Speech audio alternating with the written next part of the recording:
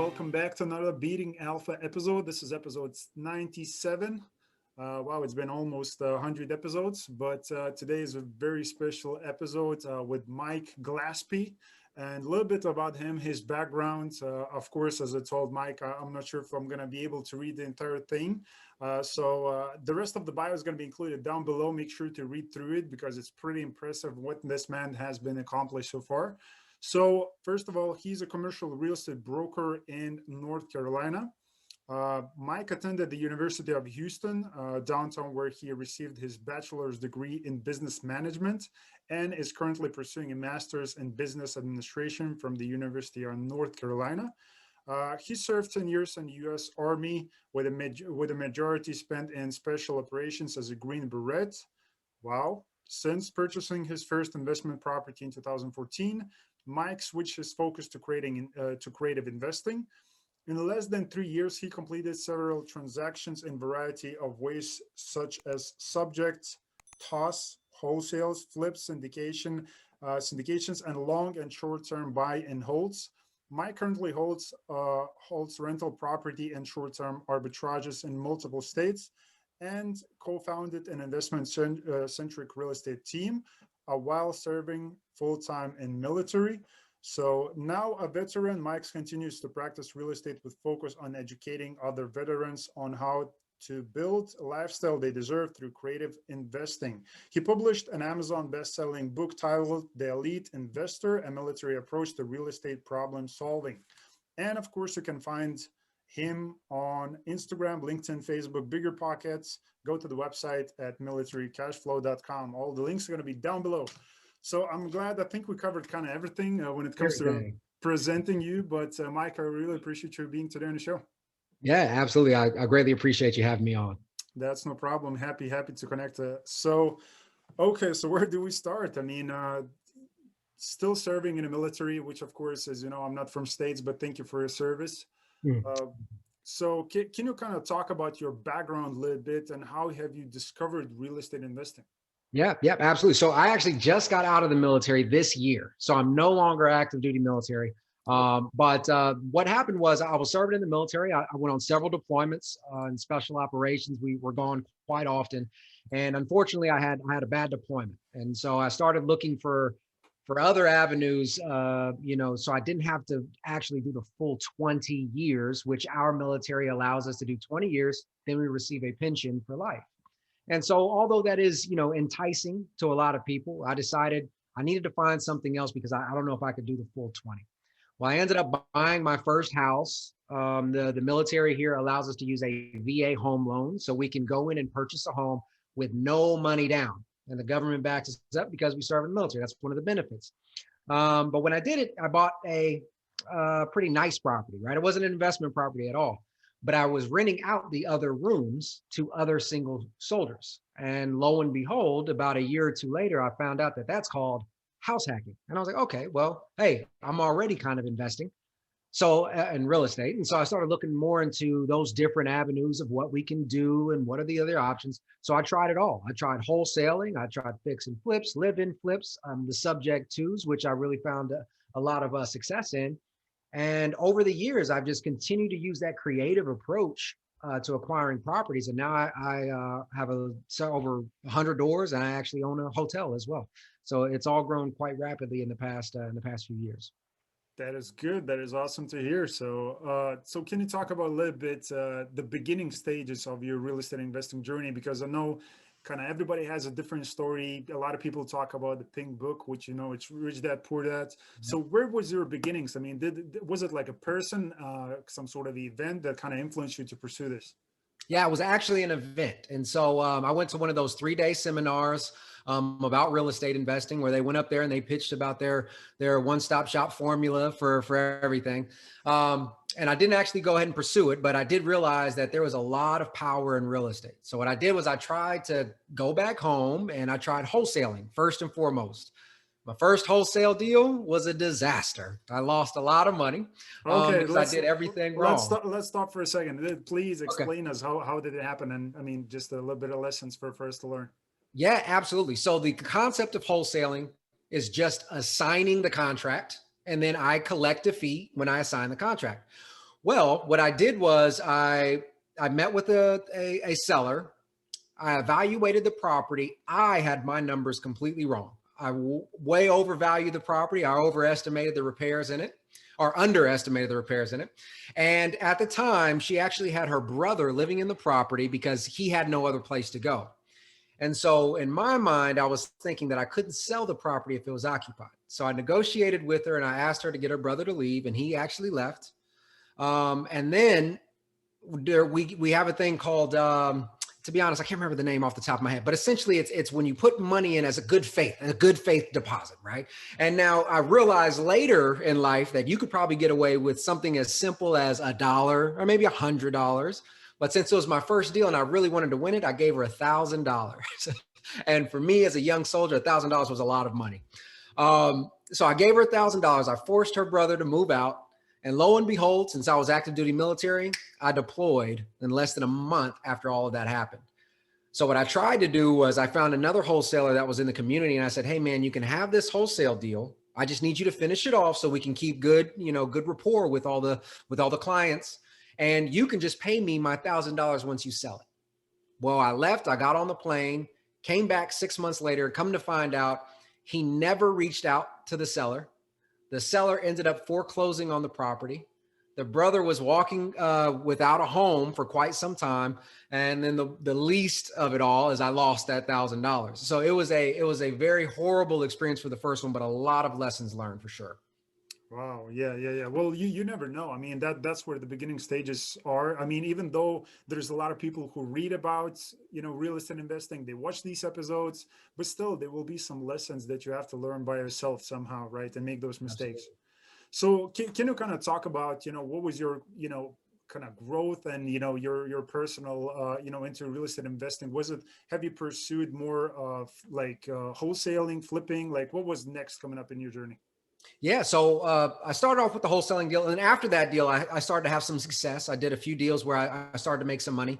But I realized ultimately what I was looking for was passive income because I wanted to replace my income so I can then live the life that I wanted to pursue. And so ultimately, keeping that end in mind, I realized that the only way I can truly get that is through buy and hold real estate. So I focused on trying to acquire those. Now, coming out the gate, I thought originally that you needed the typical 20% down payment to buy these properties. And so I fought furiously to get more money, right? More wholesale deals, side hustles, and things of that nature. But then I ran across the subject to. And the subject to essentially is where the mortgage would stay in the seller's name, but the property is deeded over to me.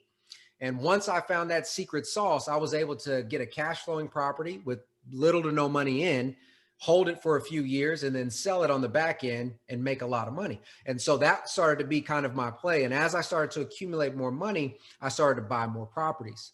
And then lo and behold, I got licensed as a real estate broker and joined with my partner where we started a wonderful team, but that was more of the active income. And then ultimately, once the systems are kind of designed, then truly the business becomes passive in a sense at a certain point in time because money is continuously coming in. So as that progression came, I started to realize, okay, I went from that active chase of the wholesaling and the flipping and the live-in flips and things of that nature, but my primary passion is on the buy and hold. And I really like to acquire more and more properties. And the goal is just hold them indefinitely.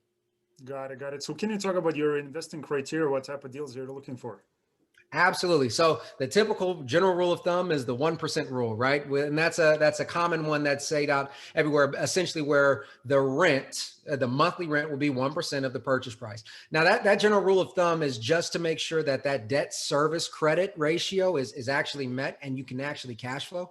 But as I dig in a little bit deeper, I personally prefer multifamily. Now it doesn't have to be something huge like a 30 unit, but I'd at least like to get 4 units. I can be okay with 2.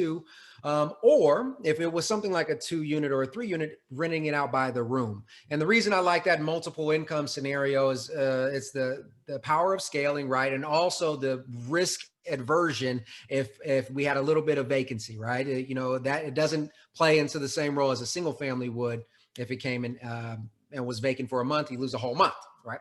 So primarily multifamily, and I go into markets that are typically stable. And so I invest in Illinois, I invest in Fayetteville, I'm looking in Georgia, and I like to look for markets that aren't necessarily increasing or showing rapid growth or high increases in median income. I'm looking for that very stable market where I know those renters are going to be long-term. I don't have to really concern myself with them renting out for a year and then going out and buying their own home the next year. Got it. Got it. Makes sense. So multifamily is kind of your game at the moment, right? So can you talk about the biggest and the smallest deal that you have currently in the portfolio? Yep. So the biggest deal I have would be all under one roof. It'd be the hotel deal. That's the largest one I have in my portfolio. It's located in Georgia. That one is 57 doors. It's a 57-door hotel. It's a franchise hotel. We took ownership of it when we bought it. We got it at about $900,000, and it appraised at 1.7 million the day we bought it. So that was a great deal. On the smallest side, it actually is a single-family home. I had bought it for about $60,000, about $63,000. But I was able to turn around next month and rent it out for $950 a month long term. So that far exceeded the 1% rule, and it's still a very strong performing property, even though it is the smallest one. Got it. So can you talk about your hotel kind of deal? Because again, there's a lot of people watching this episode during still the COVID times. Yep. How the COVID times did affect your, occupancy at the moment? Yeah, so the occupancy isn't affected. We're actually increasing occupancy as it stands. The biggest thing about the entire pandemic was that a lot of people got fearful for the downfall, for the after effects.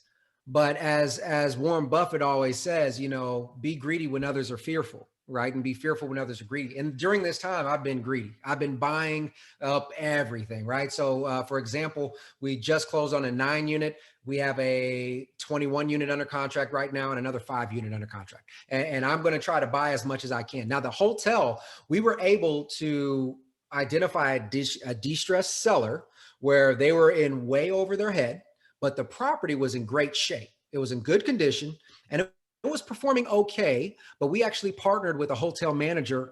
We've done several deals with him in the past, and he took over the boots on the ground operation. So we were able to find opportunities to kind of streamline that efficiency, really increase the net operating income. And as I mentioned, we bought it at 900,000 and it appraised same day for 1.7 million. So we walked into that equity almost instantaneously. Got it. So you talked about, again, that you have deals available in other states. You mentioned Georgia and some other states. So is the biggest deals that you have, including the hotel and, the multifamily, is in North Carolina, or those deals are in those states also? Yep, they're all over. So the hotel's in Georgia. I own roughly about 40 units in North Carolina, and then about another 10 in Illinois. Got it. So can you talk about, because I guess I'm just guessing you have a third-party management for those properties, Yes. right? So can you talk about the process for somebody who's watching and maybe brand new? How do you hire the best possible, property management for them? Yeah, and honestly, it came trial by fire, right? I failed several times. I actually had to fire quite a few property managers, but in the end of the day, I realized that you have to work with somebody who you get along with, right? And that you understand those systems. Because when I'm sitting back and I'm working with my bookkeeper or my accountant, we have to have certain reports delivered at a certain time. And when I read those reports, I want to be able to understand them, right? I don't want them to look like some weird, super intensive Excel spreadsheet. It's like, let's get to that owner statement. Let's break it down item by item. And then when I ask a question, I want timely response. Now, I understand that things happen. I understand tenants get up and leave. We have to evict. Repairs need to take place. But I love transparency and communication. And so for anybody who's just getting started, I would highly recommend that you just interview with the property management companies, and you make sure that everything that you want as a landlord, that you either get it directly from them or you understand their process to do it. Because one of the biggest things that people, and this happens with all service industries, people will say, well, no, I want it this way. You have to do it this way. Well, hold on now, guys. As a business, if that business ever intends to scale, they can't customize their processes for every individual client. They have a process in place. You just need to make sure that that process fits your needs. Got it. Okay, so talking about your own current deals, what you have in a portfolio, is those deals, did you buy, just yourself, or do you what strategy do you use to acquire those type of deals? So I would say about 35% of the portfolio is me, 100% me. But I do partnerships all day, every day. I got certain partners in different areas where we'll team up and we'll, pull our money together and almost as a JV portion. Now the hotel was a syndication. We did a 506, 506B for that one. So that was a full syndication. We got our attorneys involved and everything like that. Ultimately, I am always looking for growth opportunities, right? So if the right partner comes along, if the right deal comes along, I am definitely willing to take a smaller piece of the pie to actually acquire, that great deal, that value add asset. Got it. So you're kind of looking at economies of scale. So can you talk about what you have currently in the pipeline? What type of deals are you looking for to invest in the future? Yeah, absolutely. So right now we have it's under contract. It's a 21 unit, and it's a portfolio of essentially small multifamily. But we were able to find that through an off-market wholesaler. It's 100% occupied. It's good to go. Right now, the opportunity for growth in that one is that the market rents are all roughly about $200 a door low, and so we're going to be able to go in there, throw in our seasoned property management company. They're going to go in there and fix it up slowly over time. I also have another 5 unit that I'm working on to add to the Illinois portfolio as well. And that one was another off-market property. It's about 75% occupied, and the market rents are a little bit low as well. And so that can give you a general guideline of how I'm searching for deals now. I'm looking for off-market properties, which would be ideal. I'm not afraid of finding anything on the MLS if it's good enough. And room for value add. And I'm not necessarily looking for the large renovations. And a lot of that has to do with that the unknown of the effects of the whole pandemic, right? I don't really know how property values are going to go. So I don't want to play that equity game so much right now. I'd rather focus on locking in long-term fixed rates and finding ways to improve the cash flow. Got it. So can you talk about some of the strategies that that you added to, as a value add strategy for that type of hotel, like how much did you spend per door and what type of, like, where did you invest it in that, CapEx money towards, adding value to the property? Yep, absolutely. So as far as the expenses and where we kind of put the capital expenditures was primarily on the beautification of the area, right? So we actually painted the full exterior. We improved the landscaping, improved some of the signage. Now it's a franchised hotel, so we have to abide by some of those rules and guidelines as well. But then on the interior, we focus primarily on the rooms themselves. And so we're going in, we're spending about $4,000 a room where we're going to go in and fix up the flooring, the walls, and maybe update the furniture a little bit. And as we continue to do that little turnover by little turnover, then we're just going to increase occupancy by charging more per night, very similar to an Airbnb model or anything else that may be. And then ultimately the operational efficiency by bringing in a seasoned hotel manager is really where we're going to start to optimize the entire performance of the hotel. Got it. So when it comes to, again, buying multifamily properties and again, hotels, it could be a little bit a different game. And again, for people who are watching, maybe they have an experience and, some people they're already involved in multifamily deals, but not the hotels. So maybe can you talk about the difference when you're actually looking to buy multifamily property and the hotel when it comes to the location part? I mean, what's the difference between that? Like, what are you looking for when you're buying a hotel versus multifamily deal? Yeah, absolutely. Actually, there's a ton of similarities. So when you're looking at location for any type of short-term rental, and to include Airbnbs and hotels, you're looking for ease of access along highly traveled routes, right? So right off of highways. For example, in Fayetteville, North Carolina, it's a home of Fort Bragg, which is a very large military base. People would not believe that to be a good Airbnb market because it's just not a heavy population. Well, on the contrary, it's actually located right between New York and Miami along a corridor where a lot of people actually stop because they're traveling through there. So by finding ideal properties or ideally located in certain areas that have a high lot of traffic, it's good for short-term rentals. Now, on the multifamily side, there's a lot of other things you can consider depending on your clientele. So if you have an A-class asset, the amenities that you want to be located near are going to be slightly different than if you have a C-class asset. Okay, a C class asset or a D class asset may provide a lot of value if you're located near things that provide all the daily needs of a tenant within walking distance. And so to kind of name a few, maybe a Dollar General or a convenience store, a grocery store, maybe even a laundromat if your facility doesn't have inbound laundry, right? Whereas a class A type of tenant may want something more like the Starbucks that's local, the mall that's local, right?